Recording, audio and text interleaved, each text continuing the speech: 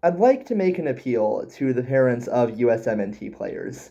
Could you please, please stop making provocative statements on behalf of your adult children who are perfectly capable of speaking for themselves? All it does is create more drama and media storm around a team that is not lacking in either of those things. It just contributes to this continuous negative trend of like conversation around the national team that's really frustrating. That's like all it's just contributing to more and more of the same thing, and it's the last thing we need. It's only the second time it's happened, in all fairness, but I think that all the fallout from the Reina situation still kind of weighs heavily on me. And for those of you who don't know what the Reina situation is, I am incredibly envious of you, honestly. It was such a stupid thing, and you are living a charmed life for not knowing it.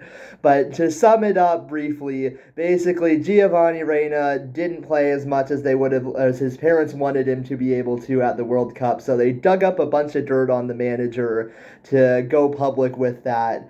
And Berhalter wasn't completely blameless in this, neither was Giovanni Reina, but he solved things behind the scenes, and really what came out of it was just that Reina's parents, they kind of suck. Like, there was a whole lot of stuff, and it also came out that Claudia Reina had some influence in the USMNT, including complaining about female referees when they made a decision against his son. Like, it was such a stupid situation, and I feel like the drama around that has never completely subsided. Like, it feels like this has just gone from bad to worse, and there's always some sort of media discontentment around the USMNT. In the midst of all this, though, in that like brief fallout period in early 2023, well, early to mid 2023, really, it's actually when we played our best football, surprisingly, under BJ Callahan. And the interesting thing with international managers is the very best managers don't always make the best international managers, and they are two different things. It's the same reason that coaches of college football often struggle in the NFL and vice versa. Like, it's different things, and sometimes the ones who are really good at club level struggle to do it internationally. So it's not the highest pedigree of managers who usually tend to manage in international football. And BJ Callahan is kind of a good summary of that, because we looked a lot better under Callahan, who is not that high profile of a manager by any means, but he actually like took responsibility for some things when he felt like it was necessary, and we played some really good cohesive football under Callahan. That kind of makes me wonder now if we should have just kept him the whole time. Obviously his sample size was fairly small, it was 2 games, but in those 2 games we comfortably put to bed two of CONCACAF's very best teams in the Nations League. Like, that was probably the best we've played in the last 4 years, and the last time I really remember there being a positive feeling around this team. But then we decided to reappoint Berhalter, which I don't think Berhalter was as bad as some of the USMNT fans wanted to say he was. Like, I think more or less he was adequate in the 4 years prior to the World Cup. He took over a squad that was in a very bad place after failing to qualify for the 2018 World Cup, and brought in some generational talents that, put them on the right track. But I feel like that was kind of the extent of his capabilities, and I don't think he did a bad job with that. He set up this next generation nicely, but we should have moved on after that. There was no reason for us to rehire him after the World Cup, and I think in doing so, we probably caused a lot of issues that we didn't need to, because as soon as Berhalter took back over the team, all of a sudden results started getting really bad, and then the Copa America happened, which, oh man, that Copa America was just depressing. And obviously, when a player decides to deck someone 20 minutes into the match to cause us to play with 10 men for 70 minutes, it's always going to be hard to win. But like, that Copa America still hurts a lot. And it's only gotten worse from there. It just feels like we're consistently getting gut punches. It's, losing to Panama in the Copa America, then losing again in the Nations League, losing to Canada again, and then recently losing 4-0 to Switzerland in the friendlies. I didn't get to watch the full friendly match. Again, I live in the United Kingdom, so it's quite hard for me to watch USA friendly games. I did watch the extended highlights, so I tried to get as good of a grasp of the game as I could, though there's probably not too much I missed out on. When a team wins 4-0, the analysis probably isn't that hard. They're very good and the opponents aren't. Switzerland is, in all fairness, a very good cohesive unit. They were 10 minutes away from knocking England out of the Euros. Of course, that didn't happen. Saka instead showed off a masterful goal. But, like, this is a very good team that very nearly made the semifinals of the European Championship. And then they're playing a USA squad that is largely inexperienced. Like, most of them haven't played together. Perhaps it's not surprising that an inexperienced squad with almost no chemistry playing together got torn apart by a very good Switzerland team that is used to playing with each other.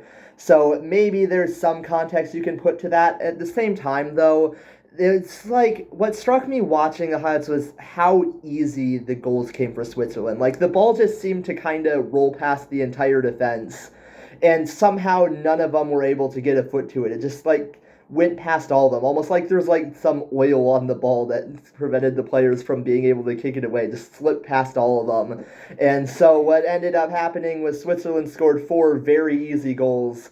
Players get booed off the field. And then in the aftermath of that, we got more drama around the players who didn't show up. Pulisic and Robinson are the main ones, though they're not the only ones. But Pulisic is the center of the most recent controversy because after the Nations League final, the UEFA Nations League final, Landon Donovan made comments that where he basically said, "This is what commitments means like," and it makes me think of the players who didn't show up and how they're not committed to the team. That's not exactly what he said, but that's kind of what he was implying. Which then Pulisic's dad decided to get involved and put out a statement criticizing Donovan. And then Christian Pulisic put out an Instagram post with the caption, "Just what the doctor ordered," with a bunch of pictures of him on vacation. Now, I do not doubt that Pulisic cares very deeply for the USA team. Let's not forget he did put his nether regions on the line to get us past Iran at the World Cup. Like, this is someone who has given a lot to this team, and I do not doubt his commitment. I've been fairly hesitant to criticize him too much because he also, with the Copa America involved, has pretty much been playing nonstop football from the start of the 2023-24 season to the end of this one. Like, that's pretty much 2 years without any rest, so I can give him a pass for taking the summer off. But there really wasn't any need to post that and just kind of make things worse. And there seems to be this kind of rift between the former players who have become pundits and some of the stars of the USA team. And also, as previously stated at the beginning of this video, Pulisic's father choosing to get involved just creates more drama than is necessary, and really, like, it's unnecessary. It's annoying, and it just seems like there's always drama around this team. On the topic of like Dempsey and especially Donovan criticizing the mentality of the players, I feel like, in all fairness to them, they have played in this team.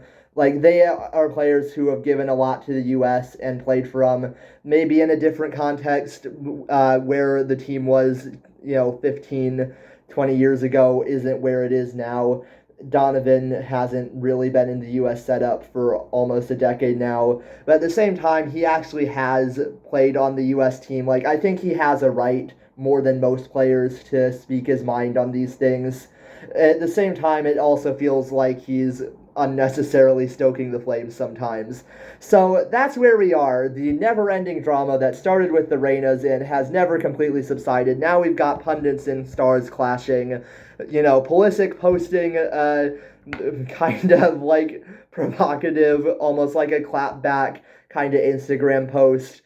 And all of this around a team that just kind of like, I don't know, something, I feel like we kind of just needed like some sort of detox, the US. That's kind of what I was hoping could happen with the Gold Cup was, a bunch of players who are mainly MLS guys moving away from all of the stars that gave them potentially an opportunity to just kind of, do their own thing separate from all the media noise and maybe, just maybe, put us back on a positive foot. There hasn't been a positive feeling around the team in a long time, and I was hoping that this current Gold Cup squad, free of some of the expectations that came with the star players, could maybe just do their own thing and shy away from some of that media noise. But instead, it seems like it is as loud as ever, and I don't really see it stopping up until the World Cup. There is an understandable worry amongst fans of the team, considering we have a home World Cup in less than a year now and how bad we've been in recent times.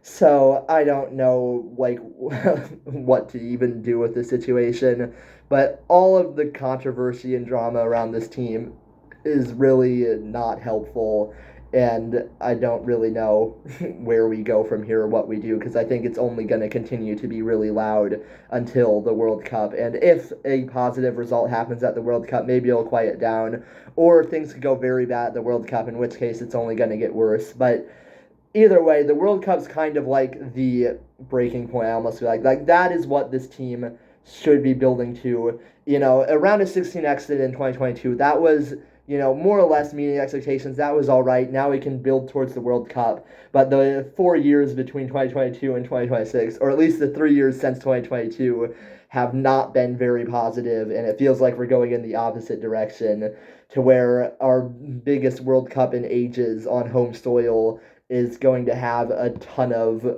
controversy around it, and it's just, I don't know.